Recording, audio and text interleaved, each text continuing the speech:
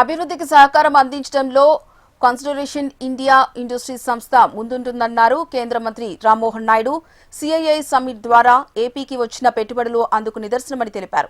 ఎల్లుండి Mittal steel plant కు CM Chandrababu శంకుస్థాపన చేస్తారని తెలిపారు. భోగాపురం అంతర్జాతీయ విమానాశ్రయం త్వరలో ప్రారంభమవుతుందన్నారు. సీఎం చంద్రబాబుపై ఉన్న నమ్మకంతో రాష్ట్రంలో భారీ ఎత్తున పెట్టుబడులు వస్తున్నాయని కేంద్ర మంత్రి రామ్మోహన్ నాయుడు తెలిపారు. సిఐఐ అంటే మన భారతదేశంలోనే ఒక ప్రముఖమైనటువంటి సంస్థ.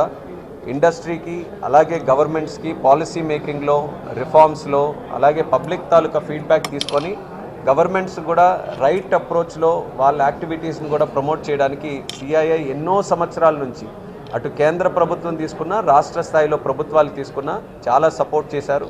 100 సంవత్సరాల స్వతంత్ర భారతదేశం నాటికి మన భారతదేశం వికసిత్ అవ్వాలి, అలాగే మన ఆంధ్రప్రదేశ్ కూడా స్వర్ణాంధ్రప్రదేశ్గా తయారవ్వాలని ప్రధానమంత్రి మోదీ గారు అలాగే మన ముఖ్యమంత్రి చంద్రబాబు నాయుడు గారి తాలూకు ఆలోచన ఏదైతే ఉందో దానికి ప్లానింగ్లో, ఎగ్జిక్యూషన్లో, పబ్లిక్ నుంచి, ఇండస్ట్రీ నుంచి సపోర్ట్లో సిఐఐ ఒక ప్రధాన పాత్ర పోషిస్తుంది.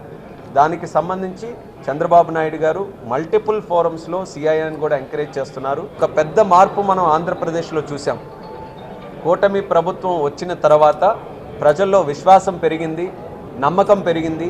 మరి ముఖ్యంగా ఇందులో నేను ఈరోజు వాస్తవంగా గర్వించదగ్గ విషయం ఏంటంటే ఉత్తరాంధ్రలో పరిస్థితులు ఏ రకంగా మెరుగుపడ్డాయన్న దానికి ప్రత్యేక ఉదాహరణ మనం సిఐఐ చేస్తున్న కార్యక్రమాలు కావచ్చు, ప్రభుత్వం చేస్తున్న కార్యక్రమాలు కావచ్చు, అవి ప్రస్తావించాలి. మనకి సోమవారం చంద్రబాబు నాయుడు గారి ఆధ్వర్యంలో ఆర్సెల్ఆర్ మిత్తల్ స్టీల్ ప్లాంట్ సుమారు 80,000 కోట్ల రూపాయలతో ఫేజ్ 1లో అది కూడా ఈరోజు స్టార్ట్ చేస్తున్నాం. దానితో పాటు భోగాపురంలో ఎయిర్పోర్ట్ జూన్ కల్లా పూర్తి చేస్తున్నాం. డిసెంబర్కి పూర్తి కావాలి, కానీ ఛాలెంజ్గా తీసుకొని 6 మంత్ అహెడ్గా